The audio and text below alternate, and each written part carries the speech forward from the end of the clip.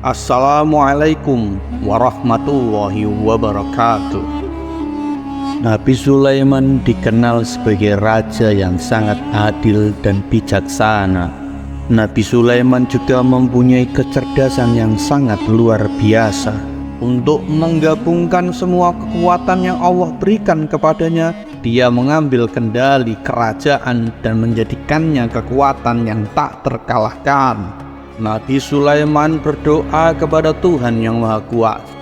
Ya Allah, ya Tuhanku, ampunilah aku, anugerahkanlah kepadaku kerajaan yang tidak dimiliki oleh seorang pun sesudahku. Pada saat itu, dengan segala kemampuan yang dimiliki oleh pasukan Nabi Sulaiman, terbukti yang terkuat di dunia dan tidak ada yang dapat menandinginya. Pertanyaan yang sangat mendasar muncul kali ini adalah, di manakah sumber kekayaan itu berasal? Para arkeolog telah menemukan peninggalan sejarah dan budaya yang mengungkap total kekayaan Nabi Sulaiman alaihissalam. Para peneliti di universitas tersebut menjelaskan bahwa 3000 tahun yang lalu kekayaan Nabi Sulaiman alaihissalam diperkirakan mencapai 2,2 triliun dolar. Diukur dengan nilai mata uang dolar saat ini, nilai tersebut setara dengan 32 juta triliun 891 rupiah. Nilai tersebut beberapa kali lipat dari total kekayaan negara Indonesia yang hanya sebesar 11 juta triliun per 30 Desember 2021. Dalam Al-Quran dan Kitab Injil, Nabi Sulaiman tercatat sebagai orang yang terkaya di muka bumi. Tidak ada seorang pun yang mampu melampaui seluruh kekayaan hingga hari kiamat tiba. Nabi Sulaiman alaihissalam telah mempunyai beberapa mukjizat, antara lain adalah kemampuan berbicara dengan bahasa binatang, kemampuan memerintahkan hewan dalam melakukan suatu apapun, dan mampu mengendalikan tekanan angin serta mengatur arah hembusan angin, serta menggunakan angin untuk kendaraan. Nabi Sulaiman juga mampu melunakkan besi yang dapat dibentuk menjadi seragam tempur agar tahan terhadap tusukan senjata tajam. Nabi Sulaiman membimbing para jin agar patuh mengikuti perintah Nabi Sulaiman. Tak hanya itu, setan yang merupakan makhluk durhaka pun bisa terpaksa bertekuk lutut atas perintah Nabi Sulaiman. Nabi Sulaiman mampu berteleportasi, yaitu berpindah dari suatu tempat ke tempat yang lain dalam waktu yang sangat singkat. Peristiwa itu dibuktikan dengan pemindahan singgasana Ratu Balqis. Kekuasaan Nabi Sulaiman alaihissalam memperoleh jawaban atas pertanyaan ini. Sungguh kami benar-benar telah menganugerahkan ilmu kepada Daud dan Sulaiman. Keduanya berkata, segala puji bagi Allah yang melebihkan kami dari kebanyakan hamba-hambanya yang mukmin. Nabi Sulaiman telah mewarisi Daud, dan dia berkata, wahai manusia, kami telah diajari untuk memahami bahasa burung, dan kami dianugerahi segala sesuatu. Sesungguhnya semua ini benar-benar karunia-Nya. Surat Naml ayat 15 hingga 16. Pada ayat tersebut disebutkan bahwa Nabi Sulaiman telah mewarisi dari Nabi Daud alaihissalam. Nabi Sulaiman mewarisi Nabi Daud dalam sisi kenabian dan kekuasaan, bukan mewarisi harta, karena para nabi tidak pernah mewariskan harta. Harta para nabi menjadi sedekah bagi orang-orang yang ada di sekitarnya, yaitu orang-orang fakir dan orang-orang yang membutuhkan. Rasulullah SAW bersabda, kami para nabi tidak mewariskan suatu harta. Nabi Sulaiman mewarisi kenabian dari Nabi Daud, di mana Nabi Sulaiman kecerdasannya melebihi dari Nabi Daud. Allah telah memilihnya sebagai nabi dari Bani Israel. Begitu juga Allah telah memberinya kekuasaan kerajaan sehingga ia menjadi pemimpin Bani Israel. Sesuatu yang paling penting yang diwarisi oleh Nabi Sulaiman dari Nabi Daud adalah sistem militer. Kemajuan militer yang sangat dahsyat yang telah berpindah kepada Nabi Sulaiman alaihissalam. Nabi Daud sebenarnya adalah seorang pengembala kambing yang sangat miskin. Akan tetapi seiring berjalannya waktu, ia menjadi komando pasukan yang tidak tertandingi. Nabi Daud alaihissalam mengetahui bahwa kekuatan hakiki adalah kekuatan Allah Subhanahu wa Ta'ala. Tatkala Nabi Daud tangannya memegang potongan batu, kemudian melemparkannya ke tapel ke arah kepala Raja Jalut, si raja yang sangat kejam itu kemudian terkena kepala, akhirnya tergeletak dan mati. Prajurit Raja Jalut pun lari terpontang-panting. Nabi Daud alaihissalam juga memiliki mukjizat, yakni dapat berbicara dengan hewan, bersuara sangat merdu, dan dapat menundukkan gunung untuk bertasbih bersama dirinya di waktu pagi dan sore hari. Nabi Daud juga dapat melunakkan besi tanpa memakai alat pemanas. Nabi Daud alaihissalam juga menjadi nabi pertama yang bertanya kepada Allah Subhanahu wa Ta'ala tentang arah kiblat. Kala itu Nabi Daud alaihissalam membangun Baitul Maqdis dan Al-Aqsa sebagai arah kiblat untuk sholat. Setelahnya arah kiblat berganti ke Baitul Haram di Makkah pada masa Nabi Agung Muhammad SAW. Nabi Daud tidak pernah kalah dalam suatu perang pun yang akan dilancarkannya. Allah Subhanahu wa Ta'ala mengajarkan kepada Nabi Daud bahwa beliau akan memberikan keistimewaan kepada militernya untuk mengalahkan pasukan lain di antara pasukan terhebat yang ada di muka bumi. Pada saat itu Allah Subhanahu wa Ta'ala berfirman dalam Al-Quran surat Saba ayat 10, dan kami telah melunakkan besi untuknya. Ketika para pasukan berperang dengan baju besi, mungkin kita berpikir akan menjadi masalah karena baju besi sangat menghambat pergerakan mereka. Ketika dua orang sedang berperang, bisa dibayangkan yang satu bebas bergerak, sedangkan yang lain terikat pakaian dan tidak bisa bergerak bebas. Namun dengan kekuasaan Allah Subhanahu wa Ta'ala, Nabi Daud dapat melunakkan besi dan membuat baju besi yang ringan dan mudah untuk digunakan. Ini adalah kemajuan penting yang Allah Subhanahu wa Ta'ala berikan kepada Nabi Daud dan tentaranya. Kemajuan itu diajarkan dan diwariskan dan dimiliki oleh Nabi Sulaiman alaihissalam. Nabi Sulaiman memiliki pasukan yang lebih kuat dibanding tentara lainnya di muka bumi ini. Orang-orang menyebutnya Sulaiman al-Hakim, Sulaiman yang sangat bijaksana, dan Nabi Sulaiman tidak terbatas pada keadilannya di tengah-tengah manusia, dan juga kasih sayangnya juga menyeliputi kepada mereka semuanya. Kebijaksanaan Nabi Sulaiman juga berlaku di kalangan burung dan binatang lainnya. Bahkan Nabi Sulaiman dapat menggantinya sebagai pembantunya. Ketika Nabi Daud bertasbih, gunung-gunung dan burung-burung beserta binatang-binatang buas ikut bertasbih bersamanya. Bahkan angin pun berhenti untuk mendengarkan tasbih itu. Sedangkan Nabi Sulaiman alaihissalam, Allah Subhanahu wa Ta'ala memberinya karunia lebih dari itu, di mana binatang-binatang buas tunduk kepadanya, begitu juga angin dan burung.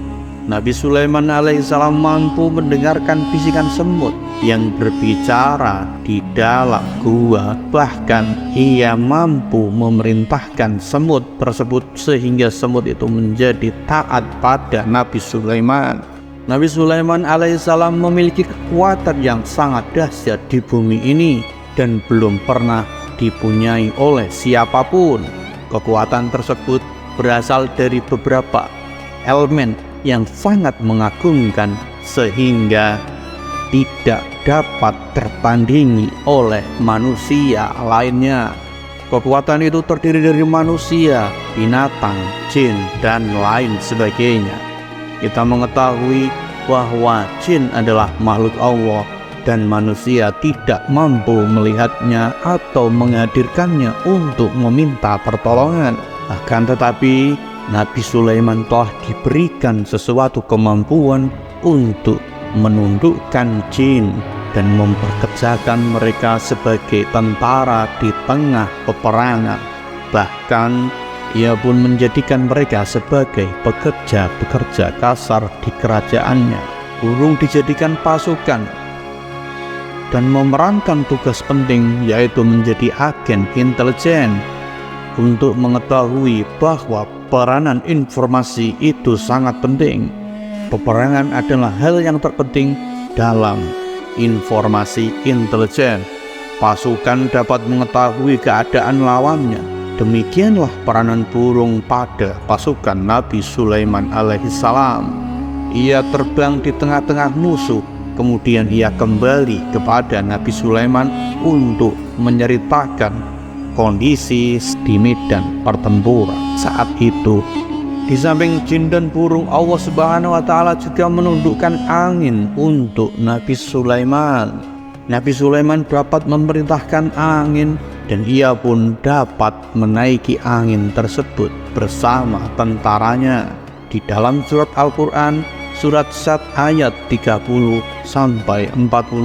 Allah telah berfirman, maka kami menundukkan kepadanya angin yang berhembus dengan baik menurut perintahnya kemana saja yang ia kehendaki. Dan kami tundukkan pula kepadanya setan-setan semuanya ahli bangunan dan penyelam dan setan yang lainnya yang terikat dalam belenggu. Inilah anugerah kami, maka berikanlah kepada orang lain atau tahanlah untuk dirimu sendiri tanpa perhitungan. Sesungguhnya dia mempunyai kedudukan yang dekat pada sisi kami dan tempat kembali yang baik. Allah Subhanahu wa Ta'ala juga memberikan kemampuan yang tak seorang pun dari para nabi mendapatkannya, yaitu adalah kemampuan memerintahkan setan. Setan adalah salah satu bagian dari jin. Ia adalah kelompok yang sangat celaka di bangsa jin. Kelompok ini sebenarnya tidak mampu dikuasai oleh manusia. Bahkan jin yang soleh tidak dapat mengatur setan dan memperkerjakan mereka, bahkan mengikatnya dengan tali rantai serta menghukumnya jika ia berani menentang pada perintahnya Nabi Sulaiman. Setan-setan itu pun membangun gedung untuk Nabi Sulaiman alaihissalam. Peralatan-peralatan perang dan gedung-gedung tinggi serta patung-patung setan itu pun menyelam ke dalam lautan untuk mengeluarkan permata. Ini semua menunjukkan bahwa kekayaan Nabi Sulaiman dan kekuasaannya mampu mengatur banyak makhluk di bumi ini. Tentu saja kemampuan ini semua adalah izin Allah Subhanahu wa Ta'ala sebagai mukjizat untuk Nabi Sulaiman. Allah Subhanahu wa Ta'ala telah berfirman dalam surat Saba ayat 12, dan kami tundukkan angin bagi Sulaiman yang perjalanannya pada waktu pagi sama dengan perjalanan sebulan, dan perjalanannya pada waktu sore sama dengan perjalanan sebulan pula. Dan kami alirkan cairan tembaga baginya, dan sebagian dari jin ada yang bekerja di hadapannya di bawah kekuasaan Nabi Sulaiman dengan izin Tuhan.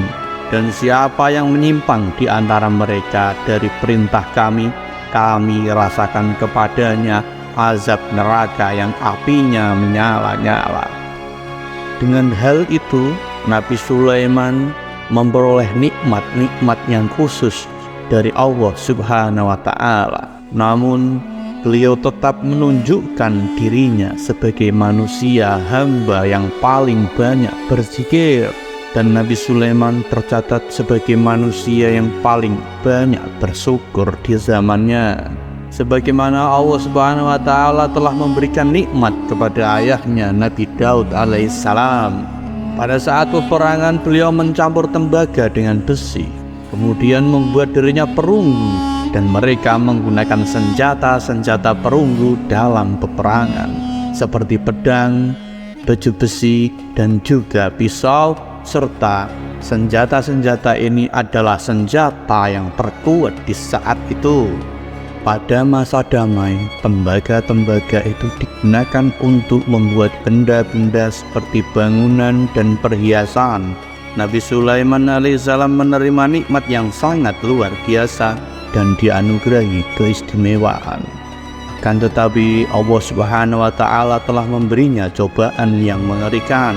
Sekalipun hamba itu diberikan jabatan, Allah Subhanahu wa Ta'ala menguji Nabi Sulaiman dengan suatu penyakit yang begitu parah, bahkan dokter manusia dan jin pun tidak mampu menyembuhkannya. Dan burung pun kemudian membawa rumput yang dianggap sebagai obat, namun Nabi Sulaiman tak kunjung sembuh. Penyakit Nabi Sulaiman semakin hari semakin parah.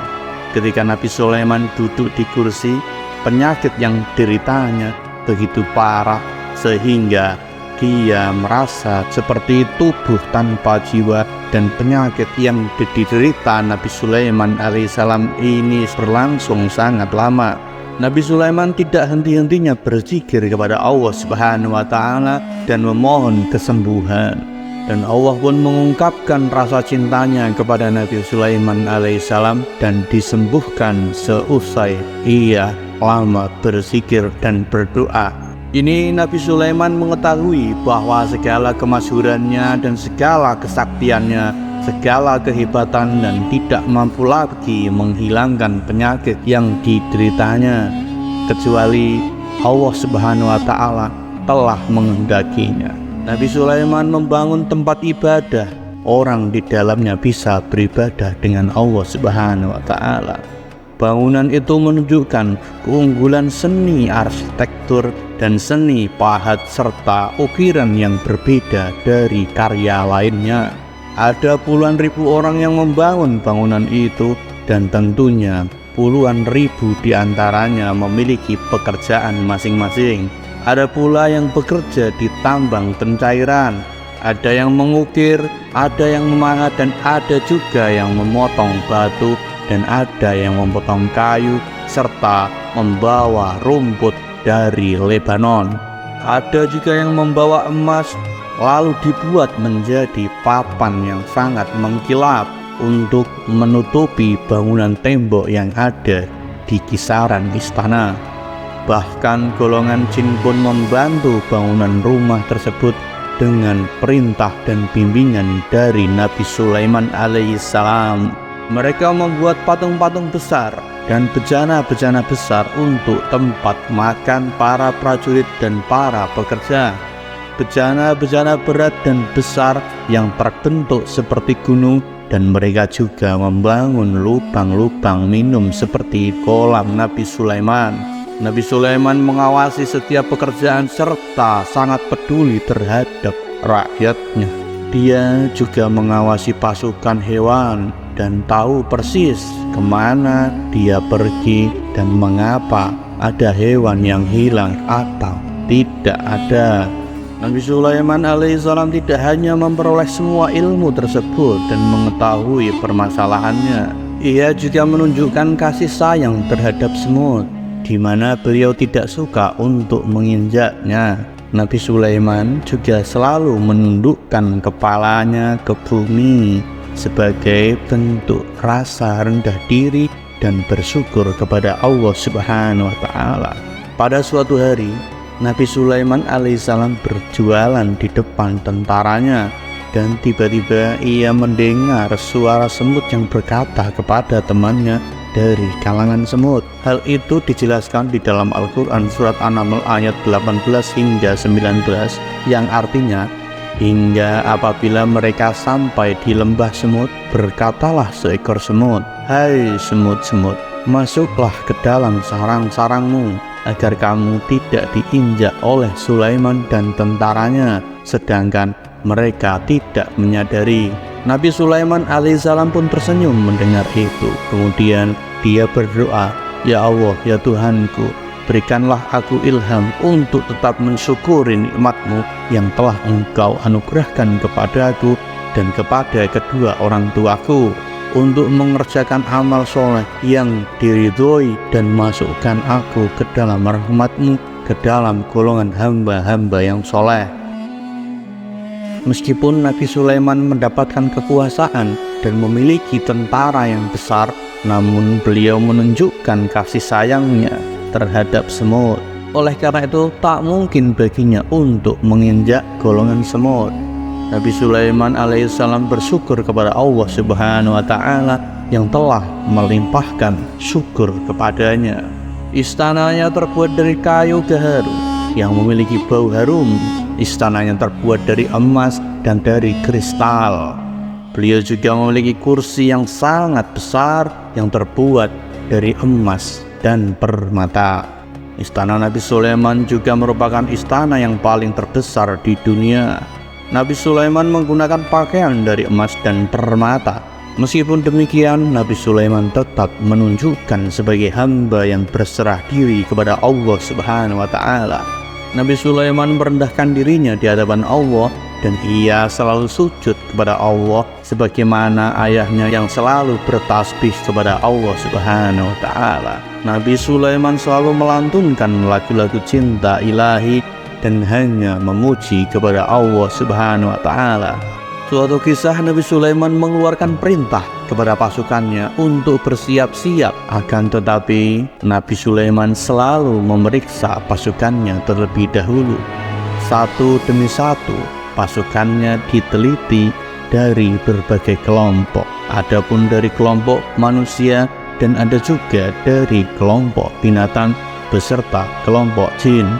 Nabi Sulaiman memperhatikan kesiapan mereka dan mengeluarkan perintah kepada mereka. Nabi Sulaiman memeriksa kelompok jin dan menyampaikan perintahnya kepada mereka.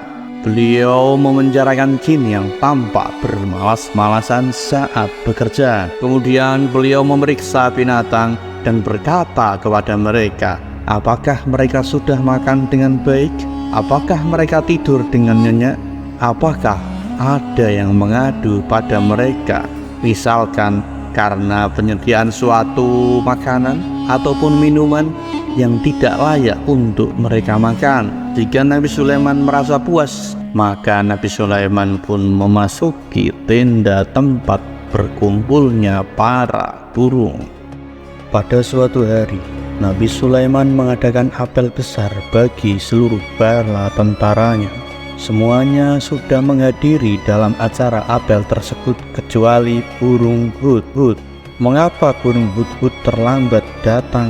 seru Nabi Sulaiman. "Sungguh, jika tidak bisa memberi alasan dengan jelas atas keterlambatan ini, sebagai hukuman untuknya saya akan menyembelihnya." Tak berapa lama kemudian burung itu pun datang dan bersujud di hadapan Nabi Sulaiman. Hampir saja burung itu terkena hukuman kenapa burung itu terlambat, dan burung hudhud pun berkata, "Ampunilah keterlambatan hambamu ini, Tuanku. Hamba memang terlambat, akan tetapi hamba membawa kabar yang sangat penting. Di negeri Saba ada seorang ratu yang bernama Bilqis. Ia mempunyai singgasana yang sangat besar. Kerajaannya sangat luas dan rakyatnya hidup dengan makmur. Akan tetapi mereka tidak menyembah kepada Allah.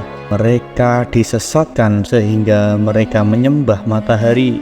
Saya percaya dengan berita yang kau bawakan itu," kata Nabi Sulaiman. "Namun saya akan menyelidiki kebenaran dari berita yang kau bawa." Tak lama kemudian Nabi Sulaiman mengambil pena dan satu lembar kertas, kemudian menuliskan surat dan diberikan surat tersebut kepada burung hudhud.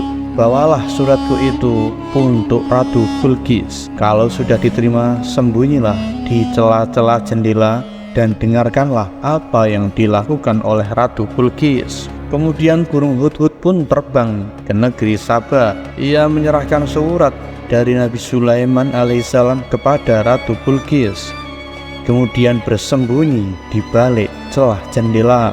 Ratu Bilqis membaca surat itu dan isinya adalah, surat ini datang dari Sulaiman dengan menyebut nama Allah yang Maha Pemurah lagi Maha Penyayang.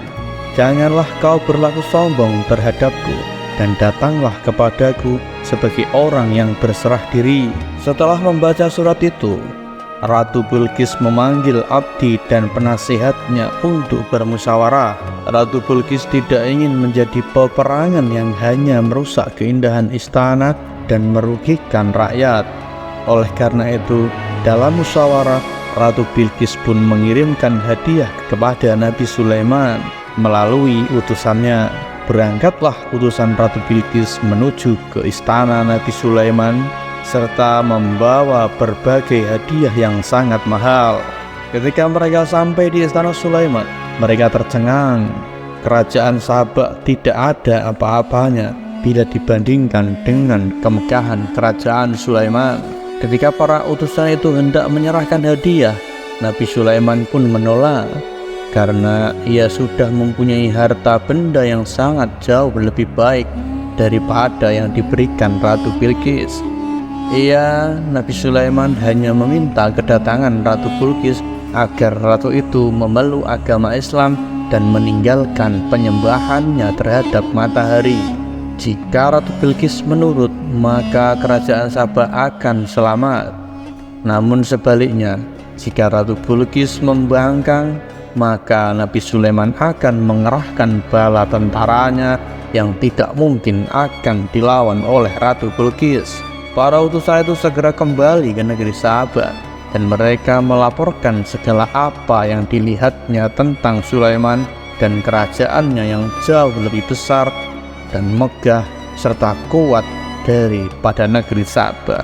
Akhirnya pun diputuskan bahwa Ratu Bilqis akan datang menemui perintah Nabi Sulaiman. Dengan diiringi ribuan prajurit, Ratu Bilqis penguasa negeri Saba pun datang menemui Nabi Sulaiman. Ia benar-benar tercengang. Tak habis pikir betapa hebatnya kerajaan Nabi Sulaiman. Negeri Saba tak ada artinya dibanding dengan kerajaan ini. Ratu Bilqis pun merasa malu bila mengingat betapa dulunya ia mengirim hadiah kepada Nabi Sulaiman. Sebelum Ratu Bilqis datang, singgasananya sudah datang mendahuluinya. Dan Nabi Sulaiman pun bertanya, "Serupa inikah singgasana tahta kerajaanmu?" "Ya, seperti itu kepunyaanku," jawab Ratu Bilqis. Akhirnya pun ia meyakini bahwa Nabi Sulaiman adalah seorang nabi dan seorang rasul utusan Allah yang dikaruniai kekuasaan luar biasa.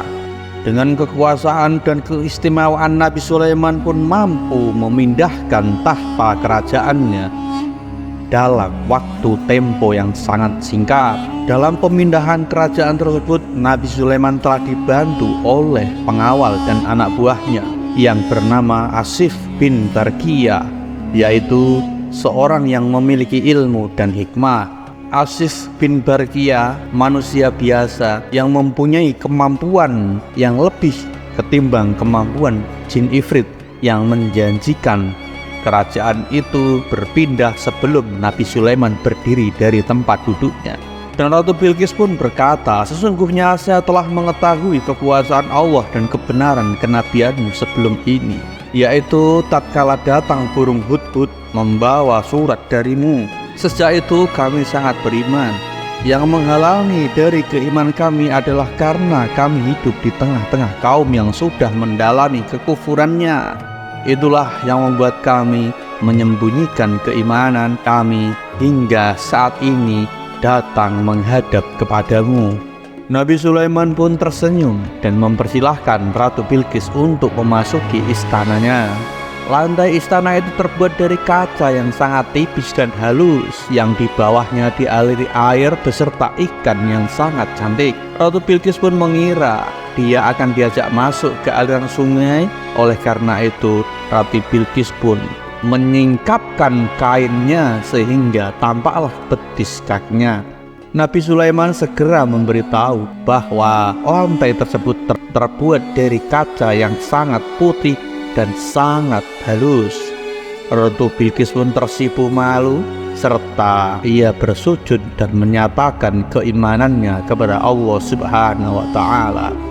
Ya Tuhanku, sesungguhnya aku telah berbuat zalim terhadap diriku, dan aku berserah diri bersama Sulaiman kepadamu, Allah Tuhan semesta alam. Demikianlah akhir dari Ratu Bilqis menikah dengan Nabi Sulaiman dan hidup berbahagia hingga akhir hayatnya. Hampir tidak seorang pun yang mengetahui kematian dari Nabi Sulaiman, baik dari golongan jin maupun dari golongan manusia.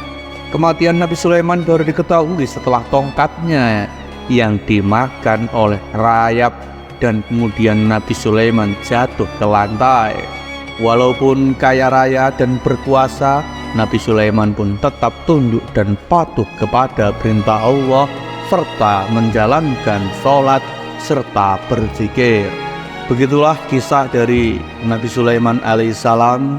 Semoga Allah Subhanahu wa Ta'ala selalu senantiasa melimpahkan rahmatnya kepada kita semua. Dan jangan lupa subscribe, share, like, dan komen.